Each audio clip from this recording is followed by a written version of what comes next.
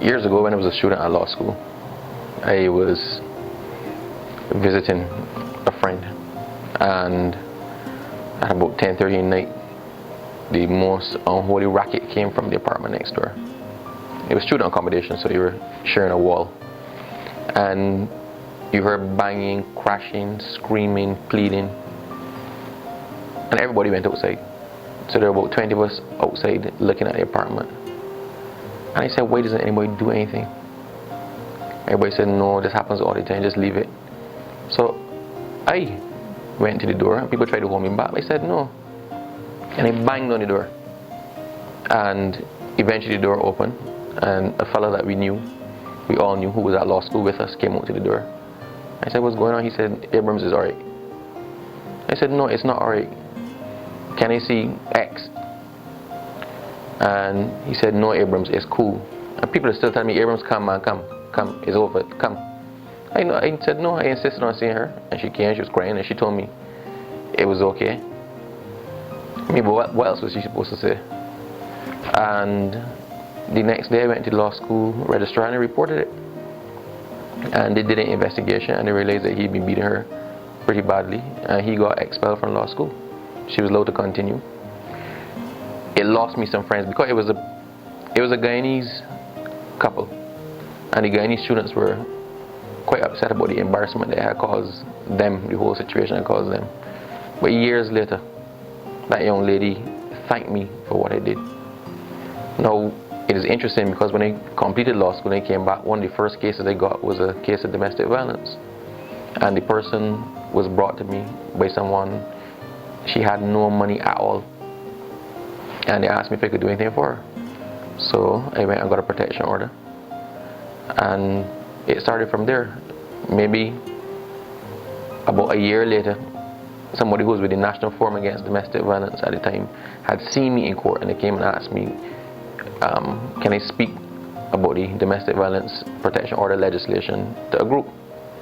So I went and spoke to the group. I researched comparable legislation, went and spoke to the group. I had my comments about it. And the next time they wanted somebody to speak, they asked me. Then Misa wanted somebody to speak, they asked me. Then somebody else wanted somebody to speak, and they asked me. So effectively, by default, I became the go-to person for domestic violence, and it helped a lot because I was a man. Prior to that, most of the attorneys who dealt with family law were women. So it was good to get the other perspective also speaking out against it, which brings me to my next issue. Regardless of what we say, people keep seeing domestic violence as a gender issue. It's a gender problem. And we do ourselves a disservice with that. Because when it was debated, the amendments were debated in the House of Assembly, and when the amendments were debated in the Senate, people kept referring to the perpetrator as he, and the victim as she. And it is by doing that we don't actually appreciate the full scope of domestic violence. We narrow it down to a gender issue. And a lot of people turn off when they hear gender issues, when they hear women's rights, whatnot. And people don't appreciate it's a societal issue. It affects everybody. It does not affect poor black Bajan women only. It affects the middle class, it affects the upper class, it affects black, white, Indian, and it also affects men and boys. And if we stop looking at domestic violence as being a special form of violence, and we see it for what it is, it's criminal activity. It is violence generally. So somebody who has become accustomed to violence and to perpetrating violence against somebody is not just going to stop there. Their response when somebody antagonizes them is an aggressive one. So that I may get vexed with my spouse when she answers back to me. You see, I did it there. When the spouse answers back to me, chances are that if my first resort is to aggression and to violence, then when I step outside of the house and somebody else answers back to me or displeases me, then my response again is aggression, quarreling, escalation into violence.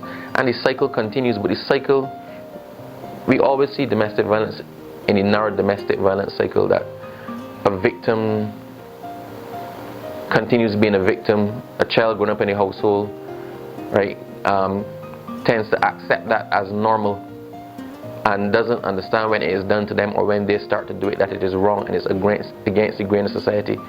We see it once again in the microcosm of the family. And yes, the family is a special unit, but until we start to holistically tackle the issue of violence in our society, we start to get into the schools and tell children it is not okay to hit your classmate. It is not okay to fight with your sister. It is not okay to slap your parent.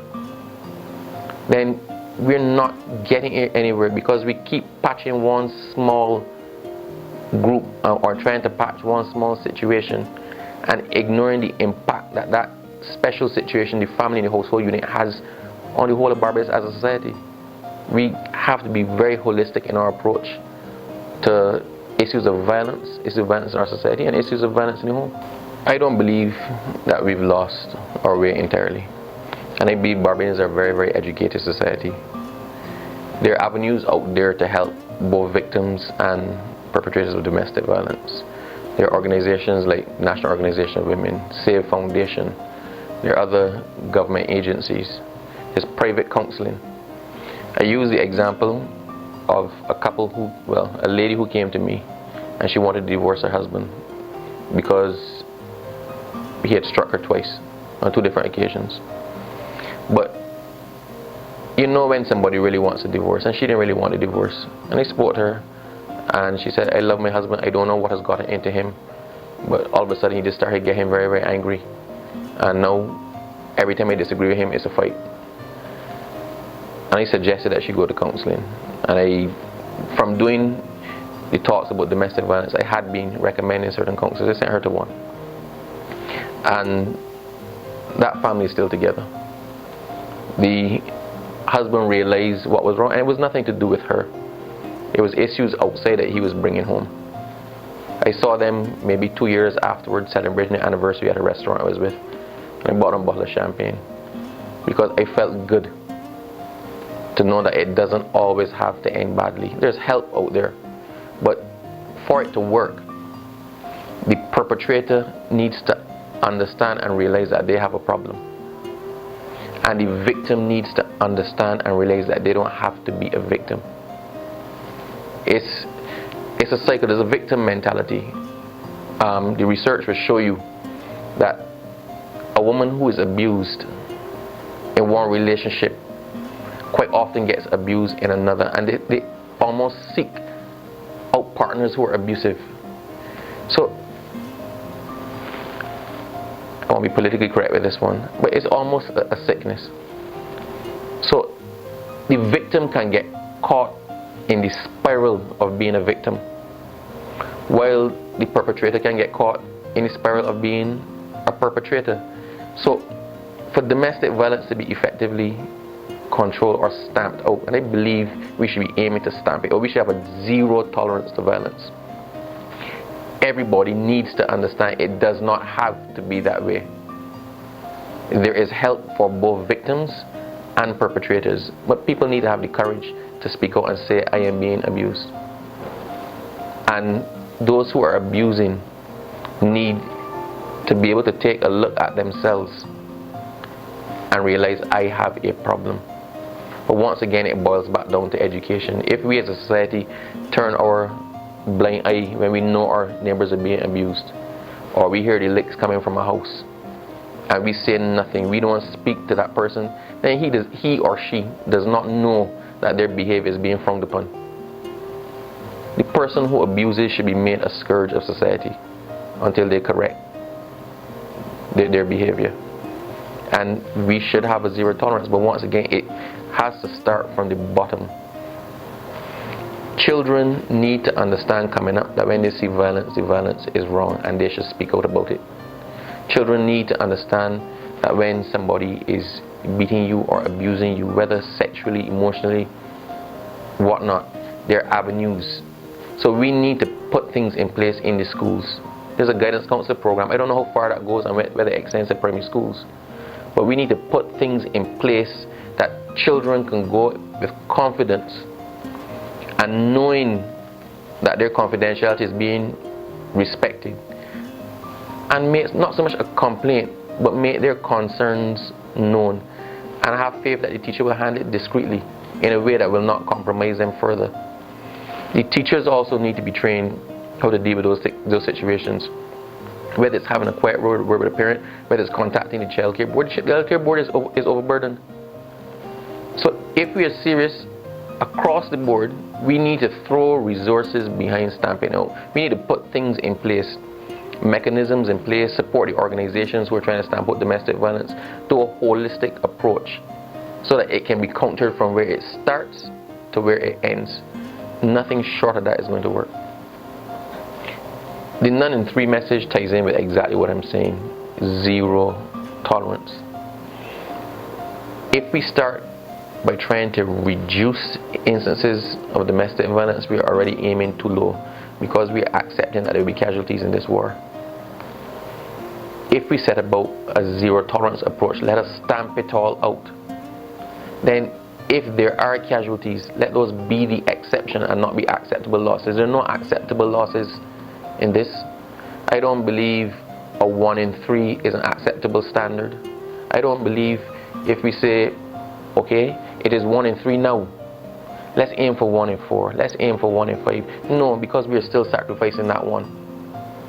Let us aim for 0. I think the none in 3 message, the none in 3 slogan, the none in 3 approach is the right approach.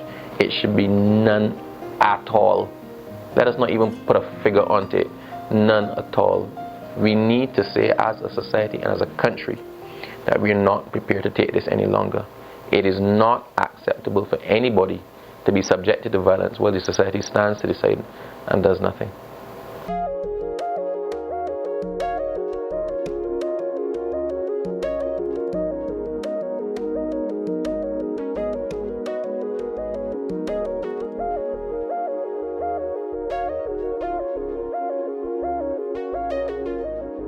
This is an EU-funded project.